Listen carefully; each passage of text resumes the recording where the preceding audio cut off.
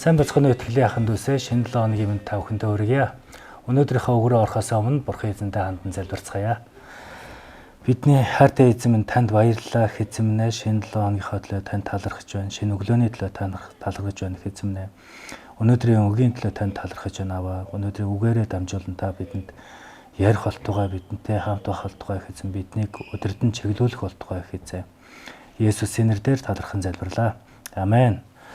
Амен. За өнөөдөр бид нэр Филиппои номын 20 дугаар бүлгийн 5-аас 7 дугаар шиглэлийг үзэх болно. Тэгээ би эндээс дуудаж өгье. Өөр хоорондоо Христ Есүс байсан тийм бодолтой бай. Хэдийгээр тэрээр Бурхны дүр байсан ч Бурхантай тэгш байхыг булаах гэсэнгүй. Харин өөрийгөө юу ч үгүй болгон боолын дүрийг авч хүнтэй адил болжээ гэсэн мэн. Амен. За Есүс Христийн бодолтой гэж Паул энд хэлж байна. Тэгвэл Есүс Христ ямар бодол санаатай байсан бэ? Есүс Христийн бодол гэж юу вэ? Тэр даруй байсан. Эфес номын 4:1-2 дээр ийм та нар дуудагдсан тэрхүү дуудлагата зүүс зохистой явахыг эзний хоригдол би хичээнгүлэн ятгая. Ингэхдээ хайранд альва даруй дөлгөөн зангаар бие биенээ хүлцэн төвчээ гэж Паул хэлсэн байдаг. Энэ бол Есүс Христ байсан бодол. Тэгвэл үнэндээ бид нар ийм даруй байж чаддгүй. Бид даруй байхыг хичээдэг боловч заримдаа чаддаггүй. Бидний суур мөн чанарт уг чанар нь байдаггүй. Бид нар үргэлж өөрөөрөө бахархаж, өөрөөрөө сайрах дуртай байдаг. Бид нар бүгдээрээ л адилхан. Аман дээрээ бид нар үгүй гэж хэлж болох ч гэсэн яг үнэндээ тийм байдаггүй. Биднийг хүмүүс үл тоох үед дургуутдаг. Биднийг хүмүүс доошоо хийх үед бүр игдүүцдэг. Энэ хүмүүст бидэнд байдаг яг төрлөх зан чанар байна. Тэгэхээр Христийн дотор дахин төрөөгүй хүн гэдэг угаасаа Бурхны өмнө болон хүмүүсийн өмнө даруй байх боломжгүй байдаг юм. Христ энэ дэлхий дээр эрэхтээ өөрийгөө хоосч ирсэн хэдий ч Бурхан чанараа тэр тэн ирсэн. Өнөөдөр бид Есүс Христийн даруй байдлаас суралцах болно. Есүс Христ тэр хөршгүй өндөр сүр жавхлангаасаа сул дорой бидний дунд буун ирж бидний төлөө хийсэн хэд хэдэн зүйлийн талаар авч үзье. Бид даруй байдлыг сурахдаа Есүс Христэд байсан тэр бодол санааг олж харах боломжтой байдаг. Хэрэв бид нар Христийн бодол санааг олж харах юм бол бид Бурхны бодол санааг олж харах болно. Эзэн Есүс Христийг алдаршуулах нь эцэг Бурхны бодол санаа байсан. Бурхны хүслийн дагуу би яах ёстой вэ гэдэг зарим итгэгч нар асуудаг. Хэрвээ Есүс Христийг алдаршуулах нь Бурхны хүсэл байсан бол бид нар Есүс Христийг алдаршуулах нь Бурхны хүслийн дагуух үйлс. Тэгэхээр бид нар хааж байсан, юу ч хийж байсан Есүс Христийг алдаршуулах нь Бурханаас бидэнд хүн болгон тандсан тэрхүү хүсэл мөн гэдэгт итгэх хэрэгтэй. Даруй байдал дотор Есүс Христийн хийсэн эхний алхам бол тэр өөрийнхөө тэнгэрлэг сүр жавхлангоо орхиж бидний дунд буун ирсэн. Энэ бол түүний даруй байдлын нэг том илэрхийлэл. Үндэ Есүс Христ бидний төлөө яг юу хийснийг бүрэн дүүрэн ойлгож ухаарна гэдэг бол хүмүүс бидний оюун бодлоос хэтэрсэн зүйл гэдгийг бид ойлгох хэрэгтэй. Энэ нь Есүс Христ өөрийгөө хоосны мөн даруй байдлын маш том илэрхийлэл байсан. За 2 дугаар бүлгийн 6 дугаар ишлэлээр ингэж бичсэн байгаа. Хэдийгээр тэрээр Бурхны дүр байсан ч Бурхантай тэгш байхыг булаах гэсэнгүй гэсэн байна. Тэгэхээр Тэнгэрт Есүс Христ Бурхны баруун гарт заларсан байсан. Түүний байр суурийг булаалдах хинч байгаагүй. Тэр Бурхан болохын тулд тусгай сургалтанд хамрагдаагүй. Мөн ямарваа нэгэн байр суурнаас Бурхан болж дэвшээгүй. Тэр анхнаасаа л Бурхан байсан. Есүс Христ Тэнгэрээс бууж ирэхдээ Бурхан эцэгтэй намайг 33 жил энэ дэлхий дээр байхад миний байр суурийг өөр хэн нэгэнд өгчихөө гэж шаардлага тавиагүй. Яг гэвэл тэр Есүс Христ эхнээсээ л Бурхан байсан юм.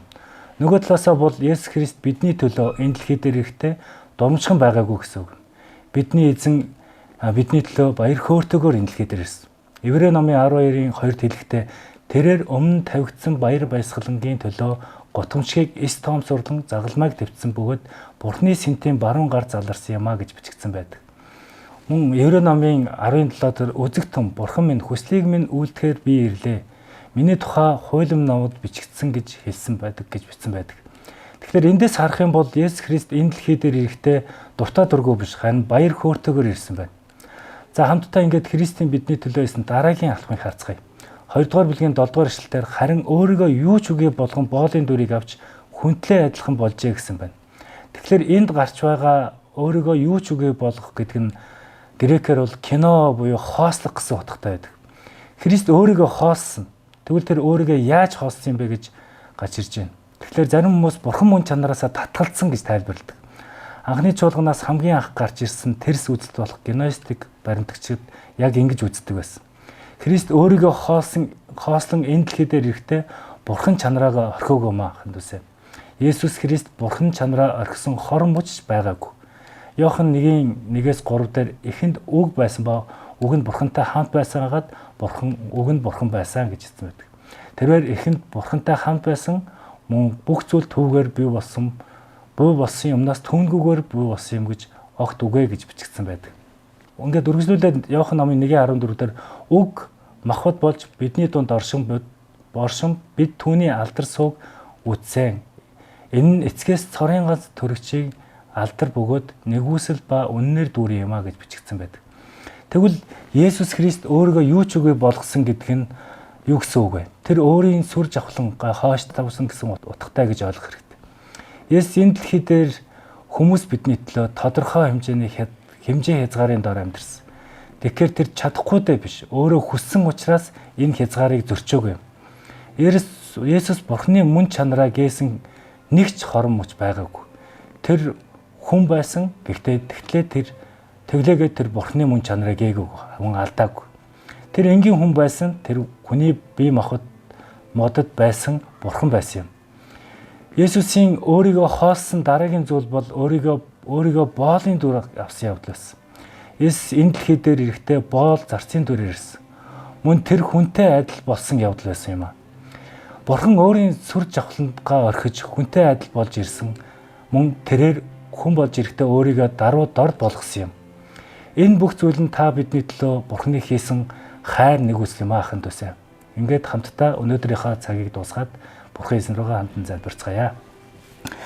Хайртай эзэн минь таньда баярлалаа эзэн минь. Үнэхээр танд талархаж байна.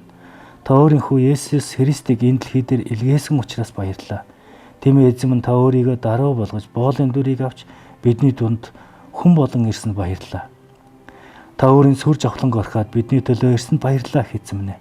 Танд итгэх итгэлээр дамжуулан авралаа та багтаасан таны алдар магтаалыг танд итгэх итгэлээр дамжуулан үнэхээр та биднийг авралдаа багтаасанд баярлалаа. Танд бүх алдар магтаалыг хүндэтгэлийг бинд өргөрж байна эзэн. Эзэн таны энэ даруй байдлаас бид суралцаж амьдрахад та бидэнтэй хамт байгаарай эзэн. Эзэн таны энэ мөн чанараас суралцаж таны мөн чанарыг тээж амьдрахад та бидэнтэй хамт байгаарай. Есүс Христийн нэрээр талархан залбирлаа. Амен.